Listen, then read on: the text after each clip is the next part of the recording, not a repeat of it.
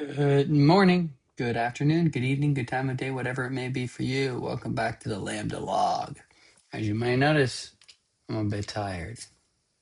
Shout out, Samridge. Yesterday was a great day. It's a long day. I took a bunch of notes because we had a meeting. Where are we? Okay, yeah. So yesterday was week 5, day 3, Wednesday, the 3rd of June, 2026. So the first class was audition, but I wasn't scheduled till the afternoon. So I was in charge of helping to unload a van of costumes that we will be using for our restoration pieces. Then we had 18th century dance, and we did a warm up. And then we did the same dance that we did last time, the hole in the wall dance, but we focused on the walking, it's the like rise and fall of your steps, just like in waltz, how it's down, up, down, up, down. In hole in the wall, it's up, down, up. So you're kind of on your toes, and then you flat foot it, up, flat, up, flat, toes, flat, toes, flat. And then synchronizing that with the whole dance. And we just did that in a bunch of different ways. And we just practiced that. And then we practiced being in groups, little groups doing down, up. And then we also tried up, down, and then up, down, up, down, up, down, up. And so we were in small groups, and then we were doing it simultaneously. And then we were observing the music and listening to like the different sections and kind of naming it like an A section or a B section depending. I don't exactly know how to describe the difference between them, but like it felt different. And so then as we went through it before we did the hole in the wall dance, we did an individual, and we started on the A section, and then when it went to the B section, we got into a small group. And then we stayed doing whatever our assigned one was. I think we were down, up. And then A section again, back to individual. And then the last B section, we got into like our little hand holding line. It was fun. It was a good time. And then we had voice text with Jeremy.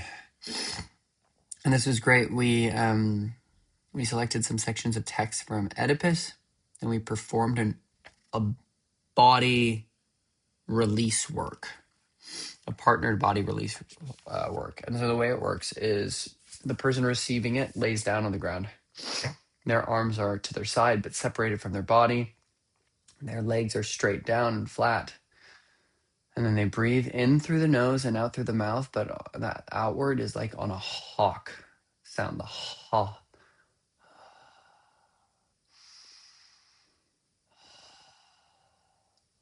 And the more like that way you do it, the better apparently.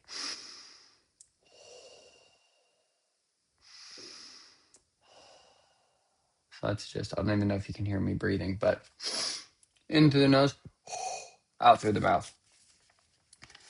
And then your partner holds your head so you can totally relax.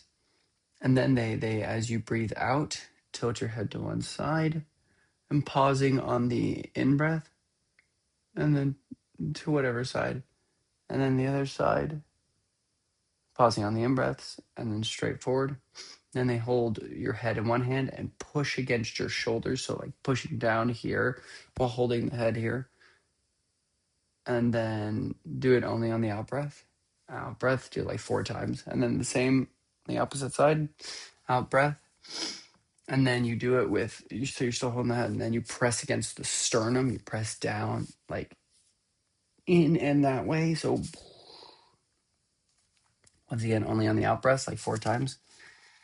And then the person goes into semi-supine, and you put your hands on like their right below their knees on their shins, and then on their out breath you push and like bring it up so that they're almost cradled, and then you put their feet in between your knees, and then you kind of lock their feet in position, and then you can put some pressure on their legs going out, like kind of like a butterfly position. And then they keep breathing on that. And then you hold their legs out straight, and they just relax them. And then you start like bringing it down on their out breath and stop on their in breath. And then at the very end, you can kind of sway them, just like loosen up the lumbar before you put it down. And then they go to their side with their hand under their head to keep some alignment.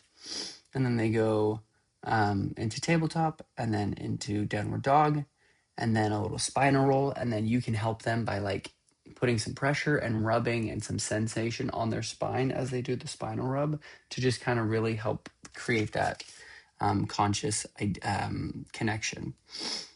And then you stand and you look at each other and you breathe together. And then you give a moment for reflection. And then you switch with your partner, and it was good. It was enjoyable. At the very end, we read a single line from our selected text, because that's all that we ended up having really time for. Then we had lunch. I know, we're cruising. And then we had combat with Joe. And I'll probably attach my video at the end, because this was our last class of combat, I think, because next week will be, we'll have clown switching that we were supposed to have today, but we didn't. And so our assessment is on the 28th. And yeah, we're locked in.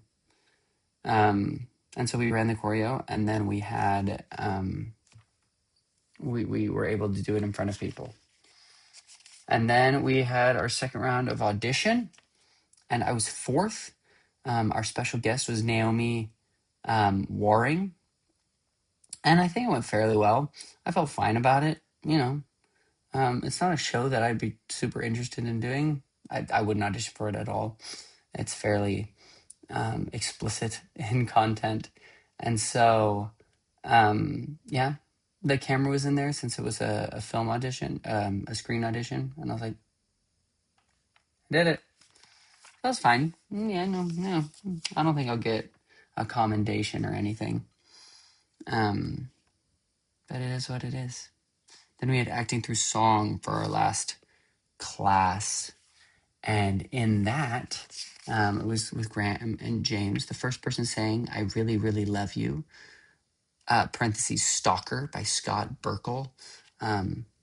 Delightful little song. Somebody sang it during the encore performance. And it's like, 'cause I'm a stalker, I'm waiting at your door. I'm a stalker, we don't anymore. Whatever it is. And then the song's a bit long, so it needs to be cut. He wanted to see the real moments of like depravity and the darkness, and bring in the uncomfortable. And those guys, Graham is just always pushing for the darker side of things, which I think is fine, but I think we just have different tastes, which is fine. And then another person sang Try Me from She Loves Me. Mr. Marichek, try me. Great voice. Own the song, though, was the advice, and then solve the problems in the moment. Because you need to practice failing, like in a performance, because that could happen in an audition. That could happen in an actual performance, and so you need to practice recovering as well. Be specific when you land your thoughts and your moments. Then the last one we had was Nelson from A Day in Hollywood / A Night in the Ukraine, which is a song I'd never heard before, but it was kind of like about a woman who was a triple threat actor, singer, dancer, and she kept getting paired with this guy Nelson, who she had no chemistry with and didn't like. Yeah, it was delightful. They said it was demonstrative. I enjoyed it. It was theatrical. It was campy. I don't know. But then she had someone stand in for Nelson, and then really wanting to bring it less theatrical and more grounded. I put more boring. but she just sat next to him and just, sang about him. And I was like, whatever. So when we have our final assessment next week, we'll need to bring a piece of paper with our name and our choices on it and space for some notes. Charlie will be assessing it, and she'll be focusing on like technicality. Then two others were Graham is focused on kind of overall performance, and Philippa is also there, and she's like Meisner, and so she'll be focusing on like that acting. And then we had an Oscar Wilde workshop, which I have quite a bit of notes for. 1, 2, 3, 4, 5, 6, almost 7 pages of notes for that because of time.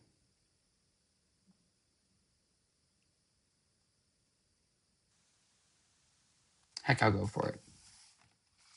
So this was with Sam West, and I have more than that because I took some notes here as well. Okay. So we are going to work on the scenes and have Q&A afterwards. He doesn't typically work with drama students with contemporary texts because we're great, and he finds that contemporary texts aren't as challenging and aren't good at accessing his skills. We talked a little bit about what it means to have style, like to do style.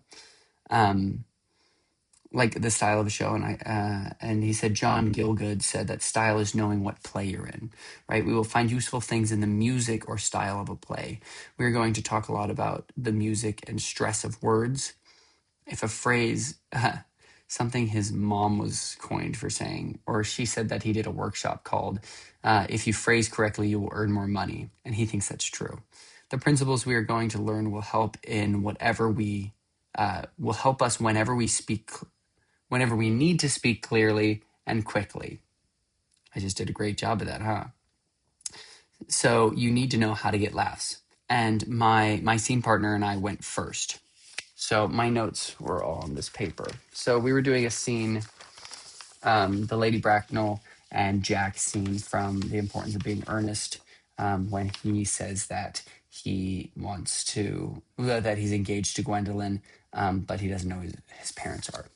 So let's see if I can get all my thoughts together.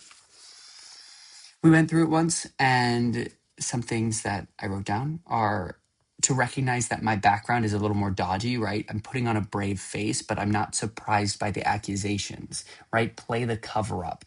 Don't just play the truth of something. Don't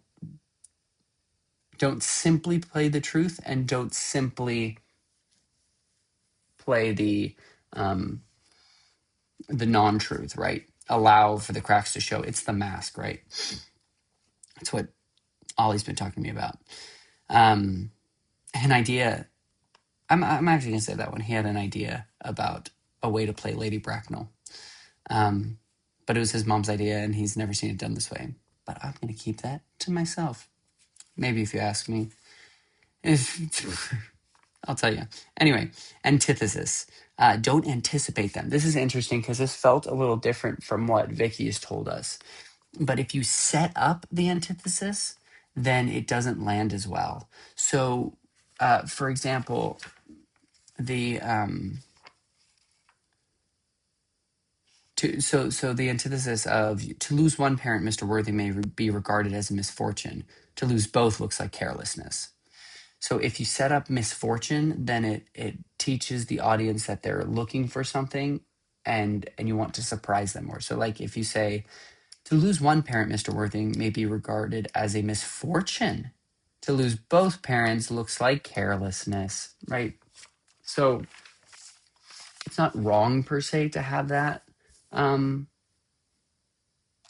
juxtaposition, but it's just better if you say it straight in the first time, and then you hit the emphasized antithesis. You still need to understand its antithesis and understand that it was a setup, but you don't want to just over spoon feed the audience, right? Trust them a little more. Sometimes it's funnier if you don't treat repeated words differently.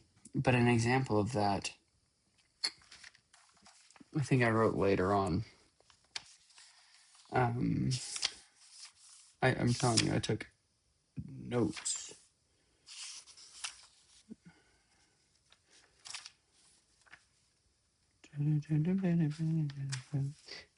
Oh, it's you should get a dog. You're a dog cook. You're cooking for a lot of dogs. And if you like hit that in the same way, it's funny. I can't do it because I don't really understand the situation, but it was, and it was funnier. Um, yeah, so assume there is only one word that's stressed in every sentence and choose which one it is. You can ignore that later, but try it because the less you emphasize multiple things, one, the quicker it goes, the clearer it is, and a lot of the time, the funnier it is. The character knows where they're going, so must you. Ration your stresses and choose where you're going. The subordinate clauses can be handled on one breath. So there's this long, where is it? To be born, or at any rate bred, in a handbag, whether it had handles or not, seems to me a display of contempt for the ordinary decencies of family life and reminds one of the worst excesses of the French Revolution. So that's like a long thought that can be done in one breath and works better on one breath, but then just have a pitch change and an intent change for like the clauses, the to be born or at any rate bred. No, wait. To be born, I'll do it this way so you can think. To be born or at any rate bred in a handbag. Oh, bread. Whether it had handles or not, seems to me a display of contempt for the ordinary decencies of family life that remind one of the worst excesses of the French Revolution. That's the idea. I'm not very good at it. I don't know. I'm just learning. And then we laugh because these people are cleverer than us. Treat the serious things in life with the utmost triviality and the trivial things with the utmost seriousness. This is how Algae approaches life, and this is how a lot of this comedy of manners stuff works. You need a lot of breath for these. A breath is the same as a thought. You don't run out of breath in the middle of a line unless you don't know where it's going. It's it's normal in life. We take the breath for whatever thought we have. Like even then, I didn't know where I was going. I don't know where I'm going exactly right now, but my breath was big enough to support whatever thought I had. He talked about how his dad played Falstaff once, and he thought that he could like run out of breath in the middle of his sentences, but he found out it didn't work because it's inhuman. It's rare. And then some good technique things is you can learn a big speech with a partner prompting you with the actions you've had for each thought. So when you action it, it's like, what are your actions? What are the verbs that are associated with this? And then they can prompt you with that, and that will help remind you the words, and it'll be a lot more specific. Up talking is not very period. It's less confident, and it's more. It's less confident, and if you're listing something, you want to have that downward inflection as well. I don't know if there is any example of that, but if I was saying today I'm going to after school, I'm gonna run back. I'm gonna pack up my lunch. I'm gonna get my stuff. I'm gonna go. I'm gonna get to school. It's gonna be great. That was all kind of down. It's like I'm gonna pack up my lunch, get my stuff, go there. There's indecision and it's not normal. And apparently, it's also not as funny. Okay, now those were my extra notes. Time to continue with these notes. So focused on the brackets and racing towards the end of the line. Then the next two went and they did the Jack and Algae scene just directly after this one. And salutations are can ride without stresses, right?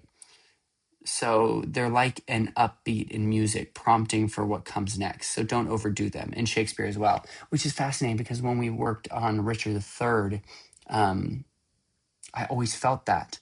But my director really liked emphasizing the good in, oh, good lady, oh, good person. But I was like, oh, good lady.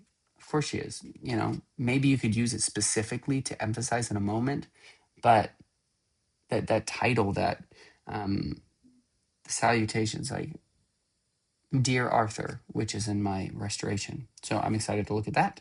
And then you can throw away a lot more, right? You don't have to emphasize so much. Um, yeah, you can toss it away.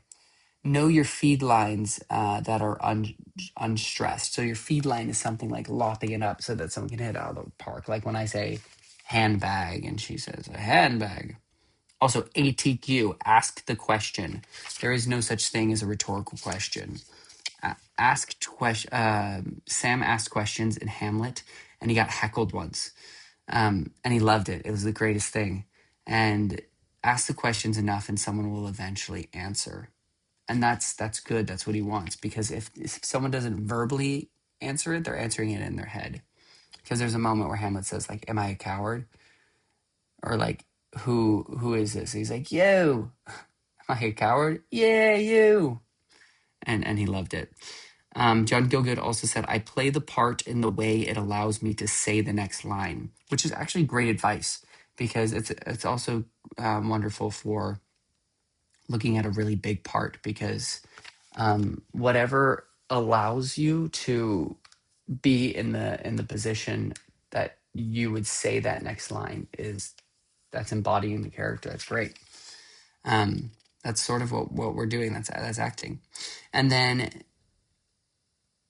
think of stepping stones, right? Especially with a big part, it's all one step after the other. And then you can afford to surprise yourself more. Don't give the audience a clue about what's coming next. Sam said he was in a terrible production of Anthony and Cleopatra with Helen Mirren and Alan Rickman. And there was a moment in rehearsals where Helen raised her hand and said, I don't know what feral means. So, like, know what you're saying, and that's perfect. That's exactly what you should do. Um, ask these questions. Don't stress adjectives. We really want the noun.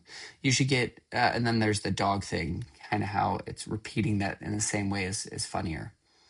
And then there's a line where he encouraged them to stress clever the same way 3 times, if I can find it. I have so many papers. Aha. So the line is, I'm so sick of, I am sick to death of cleverness. Everybody is clever nowadays. You can't go anywhere without meeting clever people. The thing has become an absolute public nuisance. I wish to goodness we had a few fools left.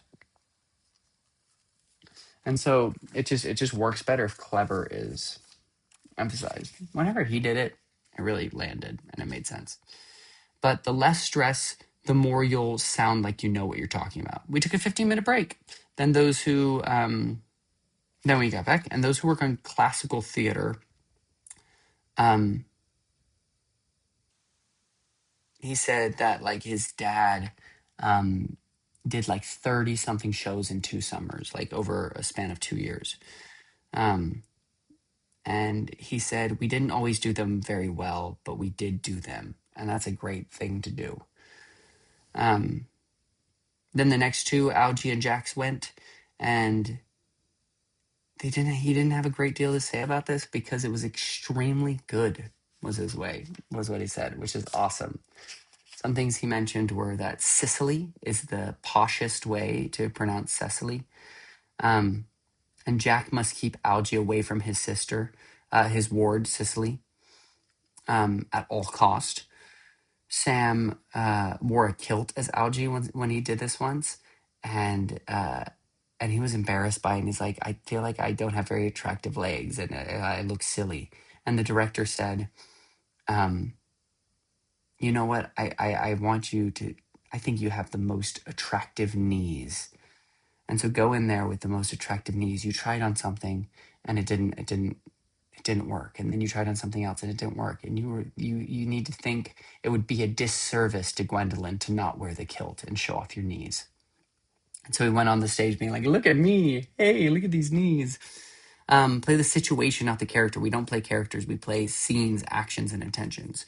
Uta Hagen did an extensive research, I think, for Joan of Arc once, and thought that I have walked in the fields where this woman has walked. I prayed at the altars where she did. I am this woman. And afterwards, when she was reflecting, she said, what she should have been thinking was, I need a horse. So then the next two went as Gwendolyn and Cicely. And then he said, we're all so prepared. And he was really impressed by us. And play the scene as nicely as possible, and can be all the while underlaid with loathing. So pretend to be, a great acting exercise for playing the cover up, and something you can do with a group of children is line them all up and say, you are World War One officers. And so take a picture. You've just been sent to the front. You take a picture and they're like, and then you tell them that they've just been told that the life expectancy of an officer on the front lines is 3 weeks. And then they're like, they take another picture. And it's like, right. And then say that you've just got a letter back from your mom and she wants a picture so that she can be proud of you and think about you. And then it's, you have that buildup of the layering and the cover up. Acting is never showing. Play the cover up. Actions in this is what? Butter. Oh, to butter up, to flatter, right? These actions need to be really nice. Needs this to stress earnest for clarity at one point, and you're going to slightly too fast for the change of thought, so it feels slow, which I thought was very interesting. And so it's not that you can't think quickly; it's just the intention, the intonation, the pitch needs to change to better clarify that. And then it won't feel slow and it'll be easier to follow. So don't pause.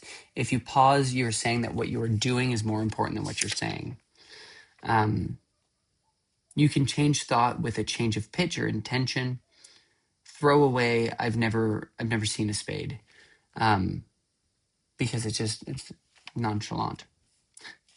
Some of these notes won't make sense if you don't know the play. But push the polite mask, right? The explosion needs to come at the end of the scene. Breathe on the commas for the scene's sake if you have to breathe. And always observe where they are. A good thing to find more emphasis and stakes is to add the word F, the swear word. It's like, oh, I'm so effing upset. I'm so freaking upset, whatever it is, and however you want to say it, or whatever word helps to add that. It can really give you a more clear read of it. And then the last two went, and they started sitting, so they had somewhere to go. It was amazing. Sam mentioned how it's amazing. This scene is so old because it's so funny and clever and makes sense. And Sam uses a little wiggly line under words that need a little more care. If you have an audience in a show with a soliloquy, start with the assumption that you can speak to them. It becomes much more believable, actually, for when you're addressing them. And the monosyllables need to slow you down, slow you up, and stress each one a little more. So, where is this one?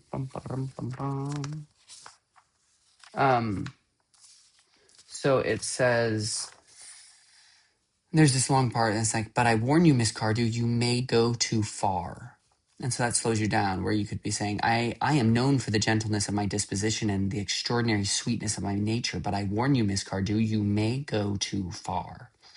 And that's kind of an exception to the stress one word kind of thing. But even if you only stressed like far, for example, you may go too far, you can still kind of just slow it down. And the next one is similar. To save my poor, innocent, trusting boy from the machinations of any other girl, there are no lengths to which I would not go. It needs to, because if it was like, there are no lengths to which I would not go, it loses some of its sound and its intention. Okay. Yeah. Yeah, yeah, yeah, yeah.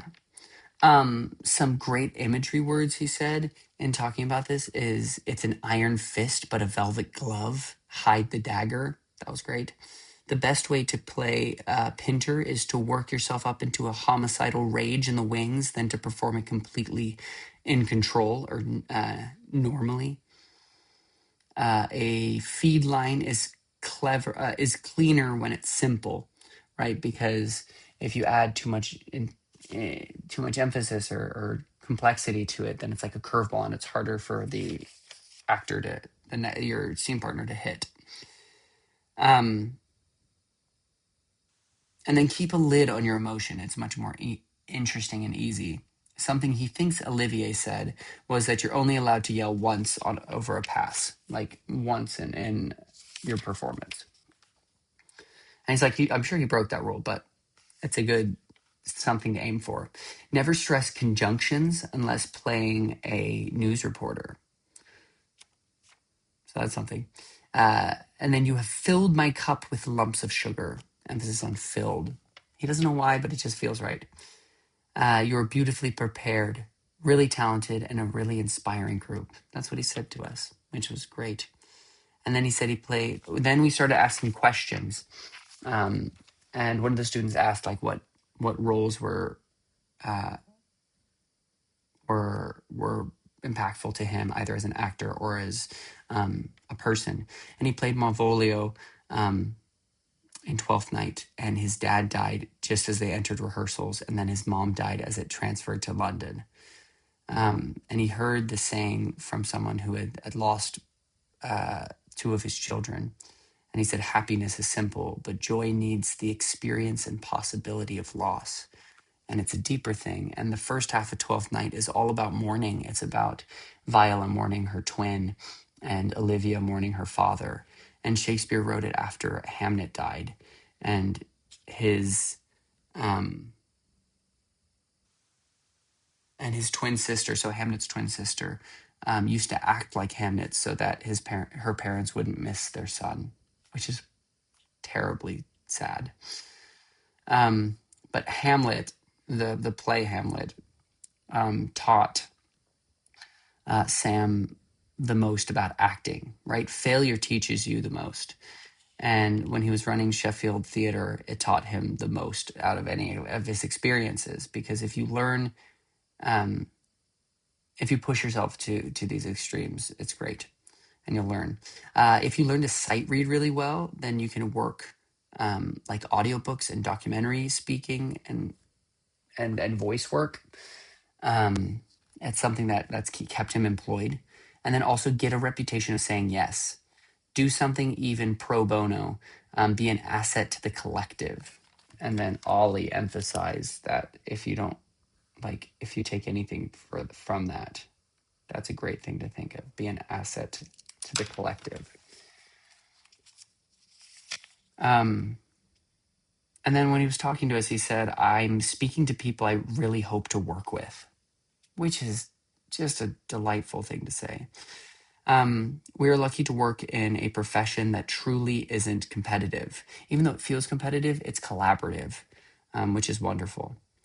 And then some pitfalls in creating characters are just getting stuck in an understanding. Like, be able to read something aloud and make sense of it, but that's not the same as performing it. He did one of the Henrys, and he read it and did it in like 4 days for an audio version. And he's like, oh, I solved all the problems with this character. And then he performed them later, and he's like, that was totally different.